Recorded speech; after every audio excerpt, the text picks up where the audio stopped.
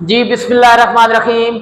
अच्छा बच्चों, आज हम लोग पढ़ेंगे composition of vector. Last class में आप लोगों ने पढ़ा था resolution of vector. Resolution of vector में क्या काम करते हैं बेटा, आपको वेक्टर गिवन होता है और वेक्टर से आप उसके कंपोनेंट फाइंड करते हैं। वेक्टर गिवन होता है क्या मतलब भाई, वेक्टर की दो चीज होती है ना, मैग्नीट्यूड और डायरेक्शन। आपको मैग्नीट्यूड और डायरेक्शन दोनों गिवन होते हैं, यानी मैग्नीट्यूड और डायरेक्शन क्या मतलब थीटा दोनों गिवन होते हैं। उनसे आपने वेक्टर के कंपोनेंट यानी एक्स कंपोनेंट और वाई कंपोनेंट फाइंड करने होते थे। कल हम लोगों ने किए थे। फाइंड करने का क्या मतलब है, हम उनके फार्मूले बनाए थे। आपने पढ़ा था कि जो कोई वेक्टर है, आप सपोज करें आप लोगों के पास एक ए वेक्टर है, उसका जो एक्स कंपोनेंट होगा ए एक्स, उसका फार्मूला क्या होगा, a x is equal to a cos theta या f x is equal to f cos theta. बेटा इसी तरीके से अगर आपके पास उसका जो y कंपोनेंट होगा ए वाई, वो किसके इक्वल हो जाएगा, a y is equal to a sine theta के इक्वल हो जाता है। आज बच्चों हमने उसका अपोजिट काम करना है, यानी हमें वेक्टर के कंपोनेंट पता है और उन कंपोनेंट से हम लोगों ने वेक्टर फाइंड करना है। क्या मतलब, वेक्टर का एक्स कंपोनेंट भी पता होगा, एक्स कंपोनेंट की वैल्यू भी पता होगी, वाई कंपोनेंट की वैल्यू यानी उसका मैग्नीट्यूड भी पता होगा, और हमें वेक्टर मालूम करना है। क्या मतलब, एक तो वेक्टर का मैग्नीट्यूड फाइंड करना है और दूसरा वेक्टर की डायरेक्शन, दो चीजें हमने फाइंड करनी होगी। तो जनाब जरा देखें, यही तो हम लोगों ने लिखा है रिजोल्यूशन ऑफ वेक्टर के नीचे, obtaining a vector from its component. Vector के कंपोनेंट से वेक्टर को ऑब्टेन करना, हासिल करना।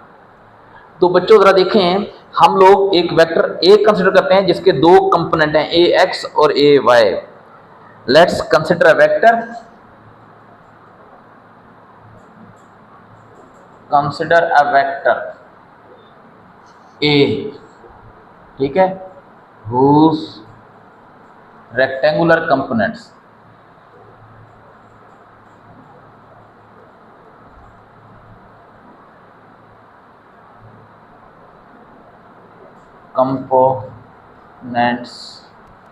are ax and ay। इसके रेक्टेंगुलर कंपोनेंट कौन से, ए एक्स और ए वाई है, ठीक है जी। अच्छा अब जरा देखें, अगर आप हेड टू टेल रूल के मुताबिक मिलाते हैं तो आपके पास क्या बनेगा, जरा देखें। आप ये सपोज करें कि ए एक्स है, तो ए वाई का क्या करेंगे, ए वाई का टेल ए एक्स के हेड से मिला देंगे, तो ये आपके पास क्या बन जाएगा, ए वाई। आप देखिए ना, दो वेक्टर हैं ए एक्स और ए वाई, इन दोनों को हमने ऐड किया है। ऐड करने का जो मेथड आप पुराना पढ़ चुके हैं वो कौन सा, head to tail rule. Head to tail rule में क्या होता है, एक वेक्टर का हेड दूसरे के टेल से जोड़ देते हैं, तो हमने जोड़ दिया। अब बच्चों आपके पास जो रिजल्टेंट वेक्टर आएगा ए एक्स और ए वाई का, जो रिजल्टेंट वेक्टर आएगा ए, वो किसके इक्वल होगा, जरा देखें, पहले के टेल को आप आखिरी के हेड से मिला देंगे, तो ये आपके पास क्या आ जाएगा, रिजल्टेंट। इस रिजल्टेंट को हम क्या नाम देंगे, ए का नाम दे देंगे, ए का नाम देंगे, और ये उसका क्या बन जाएगा, थीटा। तो आपने बेटा ए का मैग्नीट्यूड और थीटा दोनों आपने फाइंड करने हैं। ये आपको गिवन है, ये आपको गिवन है, ये आपने फाइंड करना है और ये आपने क्या करना है, फाइंड करना है, ठीक है। अब ये भी आपके पास देखिए ना, एक राइट एंगल ट्राइंगल बन रही है, इसको आप ओ का नाम दे दें, इसको पी का नाम दे दें, इसको क्या नाम दे दें, क्यू का नाम दे दें। अच्छा अब जरा मुझे बताएं कि आपने ए यानी ए का मैग्नीट्यूड, इस ए की लेंथ, ये ए हाइपोटेनियस बन रहा है, ओ पी, जरा देखें ए जो वेक्टर है, ए का जो मैग्नीट्यूड है, ए का मैग्नीट्यूड वो क्या बन रहा है, ओ पी। ओ पी यानी बेटा मैग्नीट्यूड क्या मतलब है, इसकी जो लेंथ है, हमने पढ़ा था ना कि वेक्टर को एक लाइन से ज़ाहिर किया जाता है, उस लाइन को क्या कहते हैं, रिप्रेजेंटेटिव लाइन, और उस लाइन की जो लेंथ होती है वो वेक्टर के मैग्नीट्यूड को शो करती है। तो जरा देखें, इसकी जो लेंथ है वो इस वेक्टर ए के मैग्नीट्यूड को, और मैग्नीट्यूड को हम कैसे शो करते हैं, वेक्टर के गिर्द हम क्या लगा देते हैं, ये डिटर्मिनेंट लगा देते हैं, ये अब इसका मैग्नीट्यूड बन गया।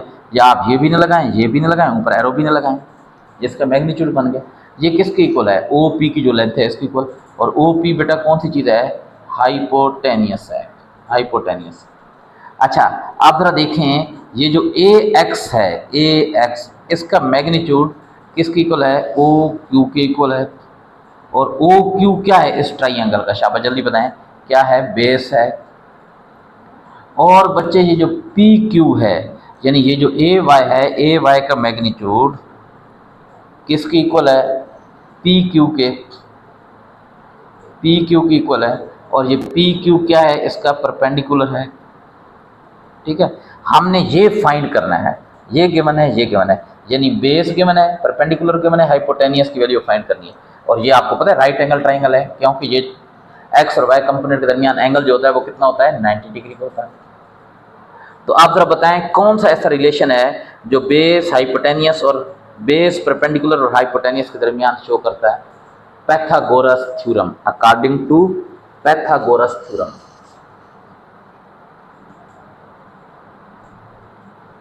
To Pythagoras,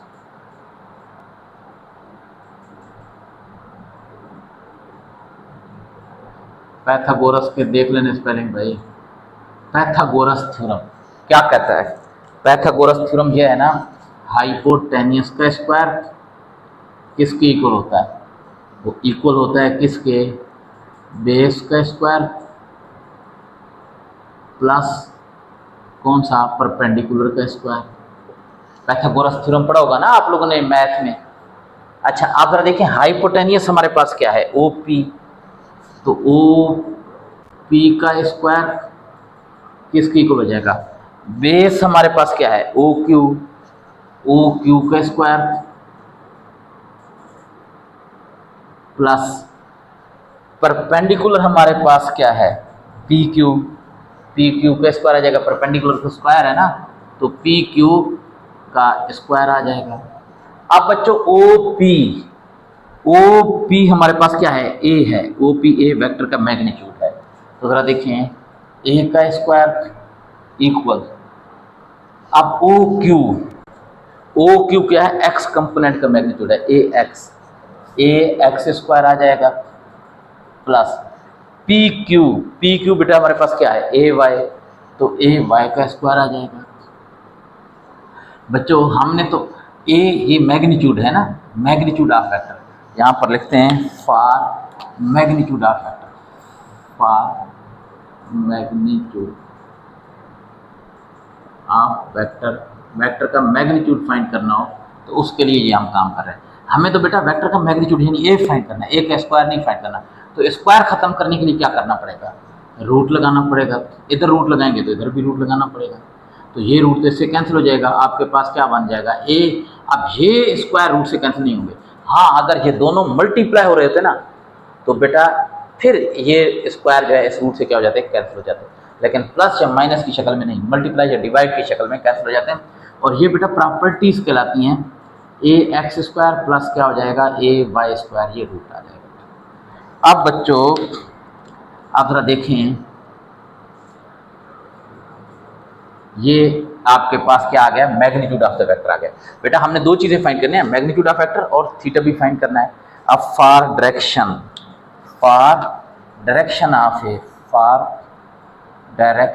of A vector की जो डायरेक्शन है, यानी जिसे उस डायरेक्शन को क्या करें, थीटा। तो बताएं बेटा, अगर आपको बेस और परपेंडिकुलर पता हो तो ये वाला थीटा आप कैसे फाइंड करते हैं? कौन सा फार्मूला है, कौन सा रेशियो है? टेन थीटा वाला रेशियो इस्तेमाल करेंगे। टेन थीटा किसके इक्वल होता है, इक्वल होता है परपेंडिकुलर अपॉन बेस, यानी P Q upon O Q, perpendicular upon base की इक्वल होता है। बेटा टेन थीटा आपके पास क्या हो जाएगा, परपेंडिकुलर आपके पास क्या है, पी क्यू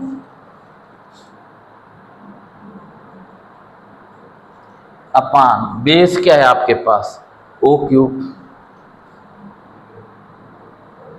आप बच्चों टेन थीटा, पी क्यू क्या है, पी क्यू है आपके पास ए का एक्स कंपोनेंट का मैग्नीट्यूड, तो क्या लिखेंगे, सॉरी पी क्यू क्या है, ए वाई है। पी क्यू क्या लिख देंगे, ए वाई। और ओ क्यू क्या लिख देंगे, ओ क्यू क्या है, ए एक्स। तो जनाब आप लिख देंगे ए एक्स।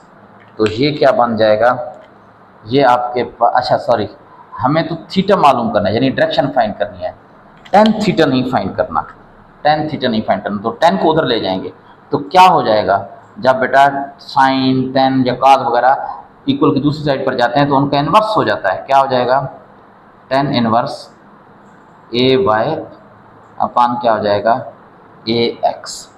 तो अब जरा देखें यहाँ पर, आप इस फार्मूले में देखें, अगर आपको ए वाई यानी वेक्टर का वाई कंपोनेंट मालूम हो, एक्स कंपोनेंट मालूम हो, उनकी वैल्यू आप पुट करेंगे इस फार्मूले में, तो आपके पास वेक्टर की डायरेक्शन यानी थीटा आ जाएगा। इस फार्मूले में अगर आपको ए एक्स और ए वाई पता है, आप उनकी वैल्यू पुट करेंगे इस फार्मूले में, तो आपके पास वेक्टर का मैग्नीट्यूड आ जाएगा। वेक्टर का मैग्नीट्यूड और वेक्टर की डायरेक्शन आ गई, तो क्या मतलब हमने उसके कंपोनेंट से पूरे का पूरा वेक्टर फाइंड कर लिया, और यही प्रोसेस क्या कहलाता है, कंपोजिशन ऑफ अ वेक्टर कहलाता है। अब बच्चों हमने इसके न्यूमेरिकल करने हैं, अगर कोई प्रॉब्लम नहीं है तो हम लोग आगे चलते हैं। बेटा ज़रा देखना बच्चों को कोई प्रॉब्लम ना हो, यानी इसकी जो एग्जांपल्स हैं वो सोल्व करते हैं। इसका भाई स्क्रीनशॉट ले लें, बेटा ज़रा देख लें इनको प्लीज़।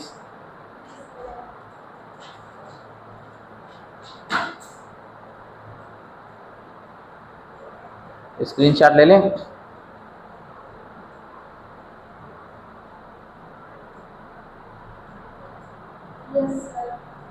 ओके बच्चों,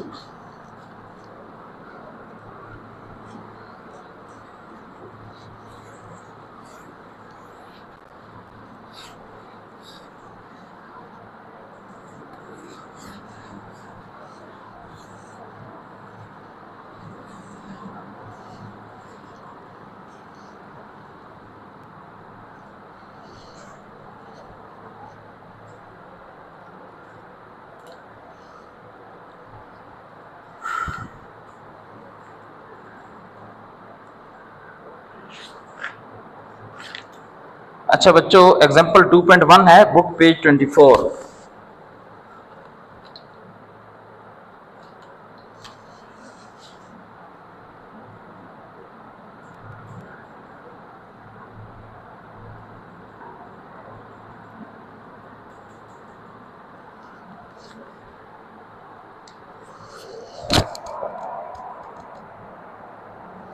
हाँ भाई जी बेटा, अब ये कह रहा है, अब peddler is pushing a trolley, एक बंदा है वो एक ट्रॉली को पुश कर रहा है on a horizontal road with a force of 50 Newton making an angle 30 degree with the road. बेटा फोर्स है और फोर्स है 50 न्यूटन की, तो ये उसका मैग्नीट्यूड हो गया। जरा देखें, डेटा लिखेंगे, फोर्स का मैग्नीट्यूड कितना है 50 न्यूटन। तो मैग्नीट्यूड को सिर्फ आप एफ से लिखते हैं, जो ऊपर एरो लगाकर साथ इसके दो लाइनें बना दें, डिटरमिनेंट लिख दें, 50 न्यूटन है। और कह रहा है कि making an angle of 30 degree, तो ये उसकी डायरेक्शन हो गई थीटा 30 डिग्री हो गया। कह रहा है find the horizontal and vertical component of the force, force का जो हॉरिजॉन्टल कंपोनेंट होगा एफ एक्स ये फाइंड करना है, और इसका vertical component F Y find करना है। तो जनाब बहुत ही आसान है भाई।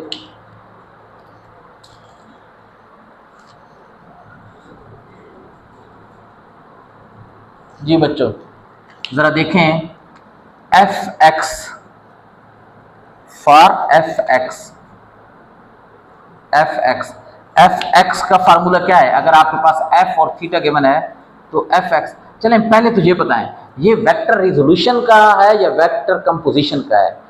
वेक्टर से वेक्टर के कंपोनेंट फाइंड कर रहे हैं या कंपोनेंट से वेक्टर फाइंड कर रहे हैं? अगर वेक्टर से वेक्टर के कंपोनेंट फाइंड कर रहे हैं तो ये रिजोल्यूशन है, रिजोल्यूशन ऑफ वेक्टर। और अगर कंपोनेंट से वेक्टर फाइंड कर रहे हैं तो ये कंपोजिशन है। शाबाश, जल्दी बताएं क्या आंसर आ रहा है, क्या बता रहे हैं ये बच्चे? सिर्फ ये बताएं कि ये कौन से टॉपिक से ताल्लुक रखता है, रिजोल्यूशन ऑफ वेक्टर से या कंपोजिशन ऑफ वेक्टर से? रिजोल्यूशन से, शाबाश। तो एफ एक्स बेटा किसकी इक्वल हो जाएगा? F cos theta. ये कल फार्मूले हमने ड्राइव किए थे। एफ एक्स किसकी इक्वल हो जाएगा? एफ 50 है, कॉस थीटा 30 डिग्री का। हाँ भाई शाबाश, बताएं 30 डिग्री का, हाँ शाबाश बताएं कितना आ जाएगा? 30 का कॉस कितना होता है? कॉस 30 कितना आ रहा है आप लोगों के पास? शाबाश जल्दी बताएं। नहीं 43.3 ओवरऑल सोल्व किया है, ओवरऑल आपका आंसर आ रहा है 43.3 ओवरऑल। कॉस 30 0.866 मल्टीप्लाई 50 43.33, यह आपके पास एफ एक्स, इसकी यूनिट न्यूटन है तो इसकी यूनिट भी कौन सी होगी? न्यूटन हो जाएगी। अच्छा, आप बच्चों एफ वाई मालूम करना है, तो यहाँ पर एफ वाई लिख देते हैं। बताओ एफ वाई का फॉर्मूला क्या बनेगा? एफ वाई का फॉर्मूला बन जाएगा f y is equal to f sine theta. F y is equal to f sine theta आ जाएगा। एफ वाई बच्चों क्या हो जाएगा? एफ 50 और साइन कितना आ जाएगा? 30। बताएं सोल्व करके, शाबाश, जल्दी जल्दी बताएं कितना आएगा?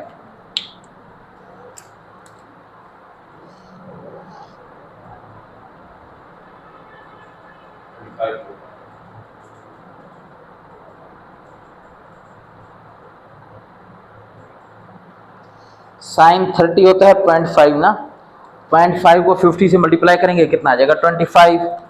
तो 25 न्यूटन आ जाएगा।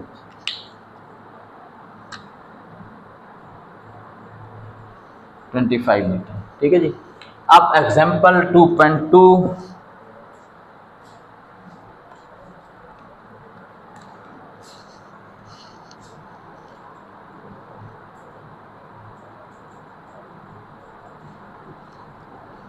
बुक पेज है मेरे ख्याल में 25।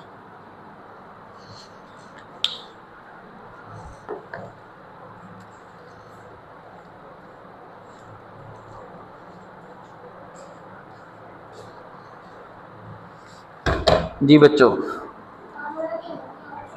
नहीं एग्जाम्पल नहीं है, ये असाइनमेंट है। असाइनमेंट 2.1 है। असाइनमेंट 2.1।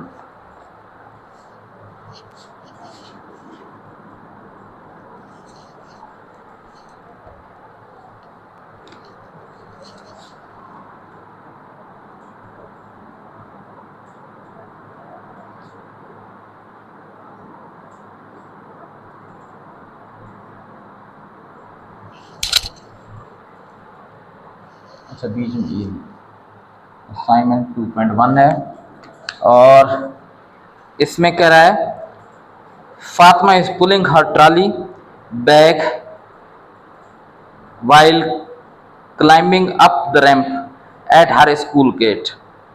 अब कह रहा है कि वो ट्रॉली गेट नहीं होता जिसके नीचे टायर लगे होते हैं, हाँ? उसकी फ्रंट साइड ये देख लो, ये देख लो भाई, बुक नेशनल बुक फाउंडेशन की बुक है। क्या कुछ और है आगे? ये बुक जरा आपके पास कुछ और है तो मुझे बता दें। Fatima is pulling her trolley bag while climbing up the ramp at her school gate. Fatima है, वो रैंप होता है ना, वो जो एक स्लाइड सी बनी होती है गाड़ियों वगैरह के चढ़ने के लिए, एक तो होती है ना स्टेयर, सीढ़ियाँ सी होती हैं, एक रैंप होता है।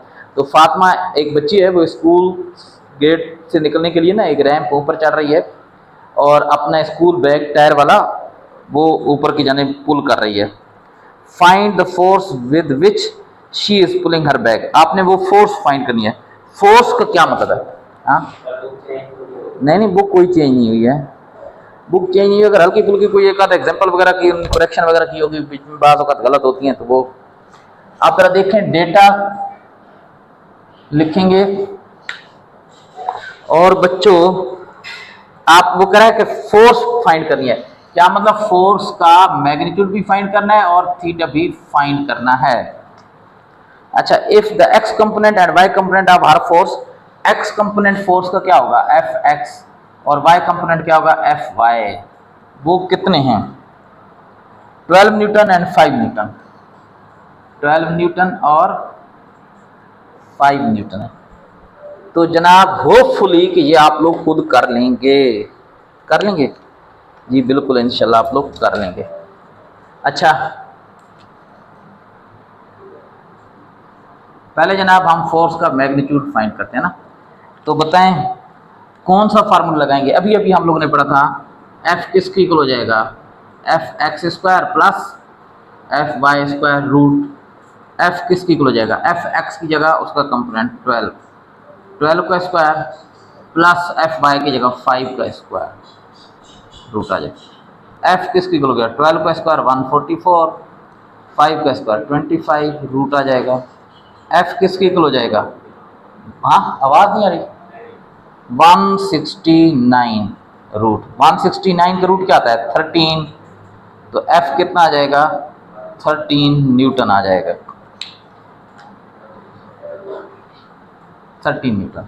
अब बच्चों हम लोगों ने थीटा फाइंड करना है, थीटा, तो थीटा का फार्मूला क्या होता है, theta is equal to tan inverse, अभी अभी हम लोगों ने ट्राई किया था, F Y upon F X, theta क्या हो जाएगा tan इनवर्स एफ वाई 5 है,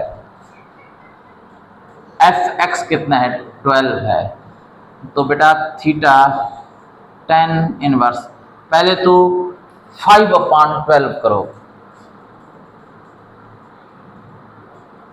0.415 आई थिंक आएगा,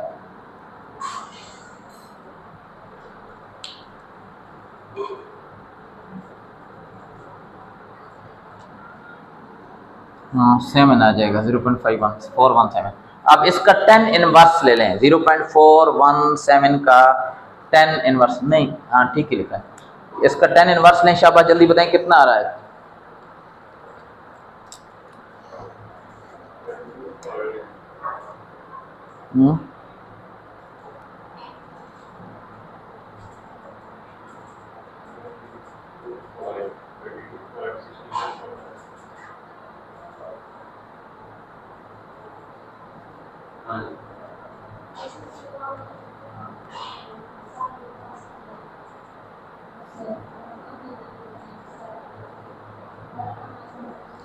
कितना आ रहा है शाबाश जल्दी बताओ, कोई स्टूडेंट नहीं बता रहा, जरा जरा देखे ना, स्टूडेंट ने बताया होगा भाई,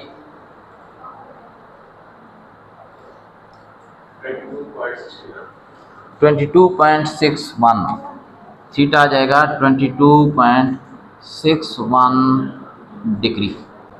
तो ये जनाब अब आप लोगों के पास क्या आ गया, एंगल आ गया। देखें फोर्स भी मालूम कर ली और एंगल भी, एक आंसर आपका ये हो गया, एक आंसर आपका ये हो गया, ठीक है जी। अब बच्चों इसके बाद हम लोगों ने आगे काम करना है, और वो काम है जनाब कौन सा, अब वेक्टर को अभी तो हम लोगों ने ये क्या किया, रिजोल्व किया, उसके अलावा कंपोज किया। अब वेक्टर प्रोडक्ट हम लोगों ने फाइंड करना है, यानी वेक्टर्स अगर मल्टीप्लाई हो, प्रोडक्ट क्या मतलब है, जब कोई नंबर मल्टीप्लाई होते हैं ना तो जो आंसर आता है उसे प्रोडक्ट कहते हैं। तो वेक्टर प्रोडक्ट क्या मतलब, जब वेक्टर मल्टीप्लाई होते हैं तो जो नई चीज बनती है वो किस तरह की होती है तो अब हम लोगों ने क्या करना है, मल्टीप्लिकेशन ऑफ वेक्टर्स, या आपकी बुक में लिखा होगा products of vector, product of vector, ठीक है जी। प्रोडक्ट ऑफ वेक्टर्स, दो वेक्टर हों या तो उनको मल्टीप्लाई करें तो क्या होता है बेटा, जब वेक्टर नंबर को नंबर से मल्टीप्लाई करते हैं तो नंबर ही आता है ना। तो क्या होता है कि वेक्टर को वेक्टर से मल्टीप्लाई करते हैं तो दो तरह के आंसर आते हैं। बाज़ औक़ात एक वेक्टर है उसको दूसरे वेक्टर से मल्टीप्लाई किया तो जो आंसर आया वो भी एक वेक्टर क्वांटिटी होती है। Vector multiply by vector equal vector, तो ये कहलाता है वेक्टर प्रोडक्ट। लेकिन बेटा बाज़ औक़ात ऐसा भी होता है वेक्टर को वेक्टर से मल्टीप्लाई किया, दो वेक्टर आपस में मल्टीप्लाई हो रहे हैं लेकिन उनके मल्टीप्लाई होने से जो नई क्वांटिटी बन रही है वो वेक्टर नहीं है, वो स्केलर क्वांटिटी है, तो उसे कहते हैं स्केलर प्रोडक्ट। तो दो किस्म के प्रोडक्ट हो गए, कौन से, वेक्टर प्रोडक्ट और स्केलर प्रोडक्ट। तो पहले जनाब हम लोग पढ़ते हैं स्केलर प्रोडक्ट, या इसे डॉट प्रोडक्ट भी कहते हैं।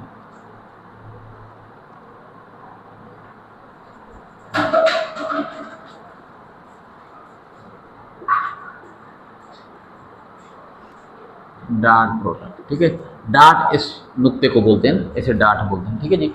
जब बेटा दो वेक्टर को आपस में मल्टीप्लाई करते हैं, देखिए ना हम लोग जब नंबर को मल्टीप्लाई करते हैं, बाज़ औक़ात हमारे पास क्या होता है, जब किसी लेटर को ए मल्टीप्लाई बी इस तरह लिख देते हैं, बाज़ औक़ात इस तरह लिख देते हैं, बाज़ औक़ात क्या लिख देते हैं ए बी इस तरह लिख देते हैं। बेटा वेक्टर को जब मल्टीप्लाई करते हैं ना, अच्छा अब मल्टीप्लाई करें तो मतलब सेम होता है, चाहे आप क्रॉस लगाएं चाहे आप ये डॉट लगाएं या कुछ लगाएं, मतलब सेम होता है। लेकिन ये आम नंबर्स वगैरह के लिए होता है, आम लेटर के लिए होता है। लेकिन वेक्टर के लिए अगर वेक्टर प्रोडक्ट है तो फिर उनके दरमियान ये वाला क्रॉस लगाते हैं, लेकिन अगर स्केलर प्रोडक्ट है तो दो वेक्टर के दरमियान क्या लगाते हैं, डॉट लगा देते हैं, डॉट, ठीक है। तो ये डिफरेंट हो जाता है वेक्टर की मल्टीप्लिकेशन के दौरान। तो भाई स्केलर प्रोडक्ट क्या होता है? When two vectors are multiplied and the product is scalar quantity, then this product is known as, या this multiplication is known as scalar product. यानी इसमें क्या होता है? वेक्टर होगा, वेक्टर मल्टीप्लाई किससे होगा? वेक्टर से, लेकिन आंसर जो आएगा वो क्या आएगा? स्केलर आएगा, स्केलर आएगा। तो ये क्या कहलाता है? स्केलर प्रोडक्ट कहलाता है। अब बच्चों, जब दो वेक्टर को मल्टीप्लाई करने से आंसर स्केलर आ रहा हो तो उनके दरमियान फिर इस तरह का क्रॉस नहीं लगाते, क्या लगाया जाता है? डॉट लगाया जाता है। अच्छा, आप जरा देखते हैं बच्चों, इसको अब हम लोग सोल्व करते हैं। ये किसके इक्वल होता है? अगर आपके पास ये एक वेक्टर ए है, ये एक वेक्टर ए है, ये एक वेक्टर कौन सा है? बी है। तो इनको अगर आप मल्टीप्लाई कर रहे हैं, ये ए है, ये कौन सा है? बी है, ठीक है। अगर आप इनको मल्टीप्लाई कर रहे हैं तो ए डॉट बी किसकी इक्वल हो जाएगा? ए का मैग्नीट्यूड, इनके दरमियान एंगल ये थीटा है, एंगल थीटा है। तो ए का मैग्नीट्यूड मल्टीप्लाई बी का मैग्नीट्यूड और मल्टीप्लाई क्या आ जाएगा? कॉस थीटा, कॉस थीटा के इक्वल हो जाएगा। अच्छा, आप जरा देखें ए डॉट बी, बच्चों आप लोग इस तरह भी लिख सकते हैं, ए और साथ क्या लिख सकते हैं? B cos theta. अब बी कॉस थीटा का क्या मतलब है?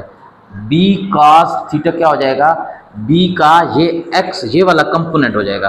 देखें ना, जब हम लोगों ने ये कहा था कि इस तरीके से जब हम लोगों ने ये किया था तो हम लोगों ने यहाँ से एक लाइन ड्रा की थी, ये एंगल था। अगर ये वेक्टर बी है तो ये उसका क्या हो जाएगा? एक्स कंपोनेंट हो जाएगा, बी एक्स, एक्स डायरेक्शन में, ठीक है जी। और बेटा ये किसकी इक्वल होता था? B cos theta. अब अगर इस साइड पर एक्स ए वेक्टर है, ए वेक्टर है, ए वेक्टर, तो अब यहाँ पर हम लोग ये जो इसका ये जो बी कॉस थीटा होगा उसको हम बी एक्स नहीं कहेंगे, हम कहेंगे बी ए, यानी component of vector B along A की साइड पर जो बी का कंपोनेंट है वो। तो अब यहाँ पर मैं ये भी लिख सकता हूँ ए डॉट बी किसकी इक्वल हो जाएगा? ए वेक्टर ए का magnitude multiply component of vector B, vector B along A, along vector ए।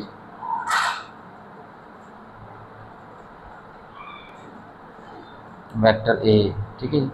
अच्छा, अब बच्चों इसको इस तरह भी लिखा जा सकता है कि ए बी, अच्छा cos थीटा आप ए के साथ लगा दें, इसको इस तरह भी लिख सकते हैं ना, ए डॉट बी किसकी इक्वल हो जाएगा? ए cos थीटा और मल्टीप्लाई बी। तो ए cos थीटा क्या होगा? ए cos थीटा ये होगा कि हम ए से एक परपेंडिकुलर ड्रा करें। अब ये अगर हमारे पास ए है तो ए से एक परपेंडिकुलर ड्रा करें किसके ऊपर? बी के ऊपर। तो अब ये एक कंपोनेंट बन जाएगा इसके ऊपर, एक कंपोनेंट, यानी इसी को आपने उल्टा कर दिया ना, उल्टा घुमा दिया। तो आप जरा देखें ये एक कंपोनेंट बन जाएगा यहाँ से यहाँ तक, किसके ऊपर? बी के ऊपर। इसे क्या कहेंगे? ए cos theta, A cos theta. ये वाला जो है ना यहाँ से यहाँ तक ए cos थीटा जाएगा। ये बात समझ में आ रही है या नहीं आ रही? मुझे बताएं। अगर नहीं आ रही तो फिर मैं इसको थोड़ा सा डिटेल में लेकर चलता हूँ। शाबाश, जल्दी करें बेटा, जरा इनको देखें एक दफ़ा प्लीज़, क्योंकि मैं इस नज़रिए से चल रहा हूँ कि आप लोगों को शायद समझ में आ रहा है।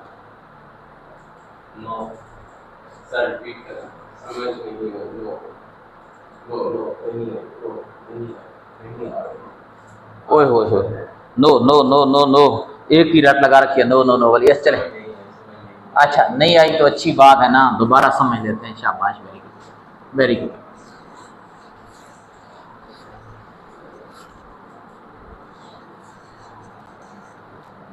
अच्छा बच्चों, ज़रा देखें यहाँ पर एक बात बेटा, अगर आप लोगों के पास ये एक वेक्टर है, ठीक है, ए, ये कौन सी डायरेक्शन होगी? एक्स, ये ए वेक्टर है और यहाँ पर थीटा है, थीटा, ठीक है। अगर मैं कहता हूं भाई ए कॉस थीटा, बता सकते हो ये क्या होगा? ए कॉस थीटा किसके इक्वल होगा? अभी अभी थोड़ी देर पहले पढ़ा था, ए कॉस थीटा इक्वल होगा ए एक्स के। ठीक है, यानी ए का कंपोनेंट कैसे आएगा? यहां से सीधा एक्स के ऊपर हम परपेंडिकुलर ड्रा करेंगे। परपेंडिकुलर क्या मतलब? ऐसी लाइन ड्रा करेंगे जो एक्स पर कितना एंगल बना रही होगी? 90 डिग्री का एंगल बना रही होगी। ये 90 डिग्री का एंगल बना रही है। तो ये वाला जो हिस्सा होगा ना, यहां से यहां तक ये वाला हिस्सा, ये कहलाएगा ए एक्स, यानी ए कॉस थीटा। यानी ए का वो कंपोनेंट जो एक्स साइड पर है, ए का वो कंपोनेंट जो एक्स साइड पर है। हम लोग ये भी लिख सकते हैं component of A along x, x side पर। इसको इस तरह भी लिख सकते हैं, ए कॉस थीटा को हम लोग ये भी लिख सकते हैं component of A along a vector along x, x side पर जो है। अच्छा, अगर बेटा इस साइड पर यहाँ पर ये हमारे पास एक वेक्टर है, यहाँ से ये हमारे पास एक वेक्टर है, चलिए इसको इधर ही रहने देते हैं, ये एक्स ही रहने देते हैं। अच्छा, अब यहाँ पर हम लोग एक और कर लेते हैं, यहाँ पर ये हमारे पास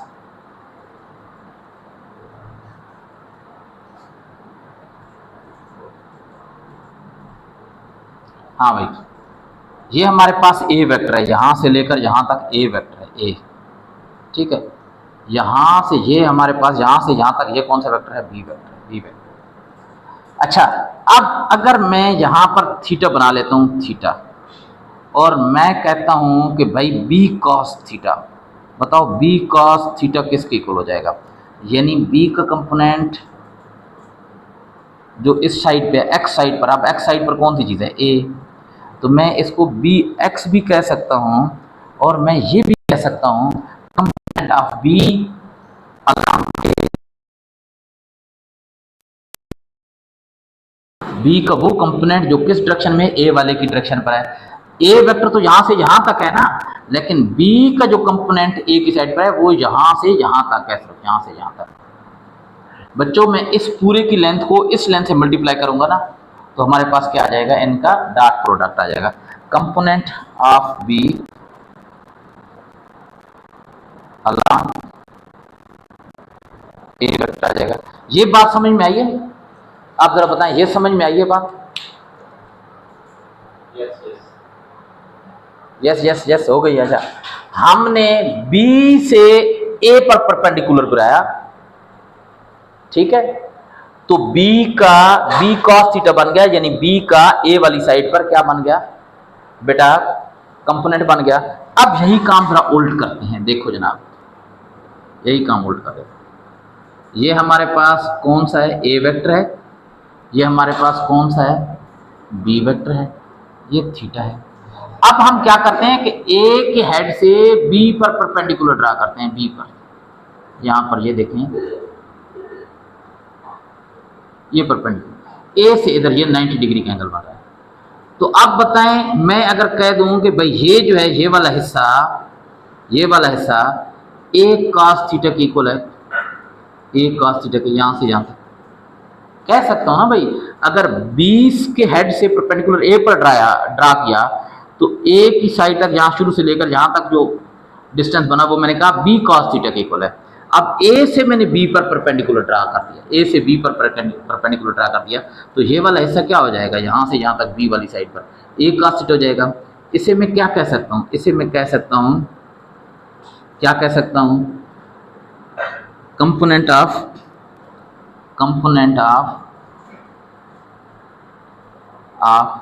ए अलोंग बी कह सकता हूं ना? जरा चलें, शाबाश, जल्दी जल्दी बताएं। ये समझ में आया? अब समझ में आ गई ये बात?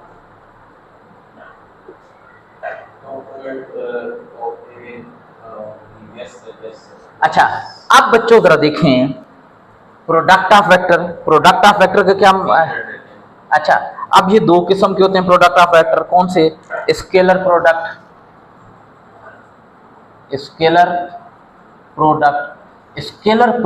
प्रोडक्ट क्या कहते हैं? मल्टीप्लाई करने से जो आंसर आता है। क्या मतलब? दो वेक्टर को आप मल्टीप्लाई करेंगे, लेकिन जो प्रोडक्ट आएगा, जो आंसर आएगा वो क्या आएगा? स्केलर आएगा।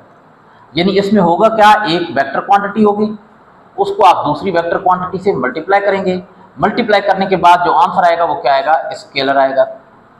अब बच्चों जब दो वेक्टर को मल्टीप्लाई करने से जो आंसर स्केलर आता है ना, तो उसे कहते हैं स्केलर प्रोडक्ट या डॉट प्रोडक्ट। और इन दो वेक्टर के दरमियान मल्टीप्लाई वाली साइन लगाते हैं, क्रॉस वाली साइन लगाते हैं, क्या लगा देते हैं, डॉट लगा देते हैं।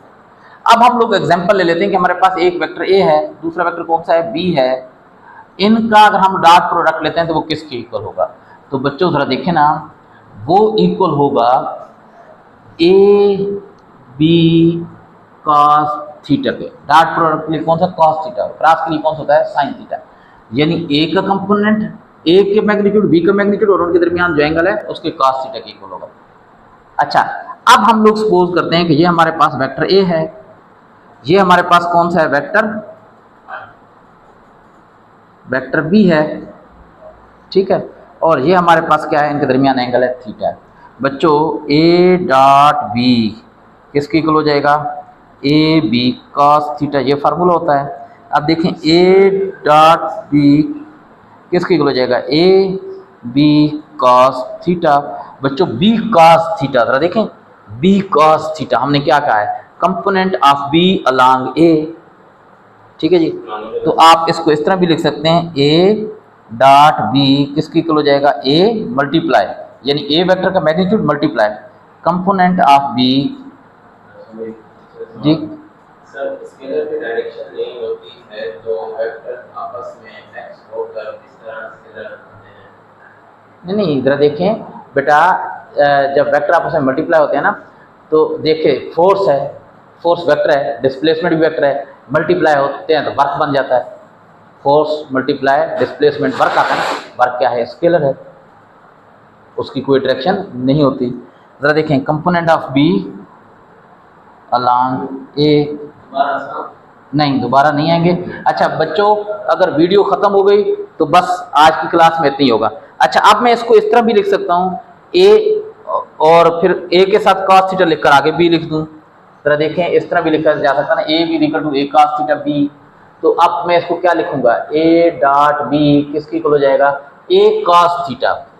ए cos थीटा क्या है, component of A along B, component of A along B multiply magnitude of B. तो जनाब कल इंशाल्लाह ये दोबारा से स्टार्ट करेंगे प्रोडक्ट ऑफ वेक्टर से और फिर आगे चलेंगे। कल ये आपको आसान लगेगा क्योंकि जो मुश्किल आनी थी वो आज आ गई है, कल इंशाल्लाह ये और आसान हो जाएगा। ठीक है जी, अल्लाह हाफिज़।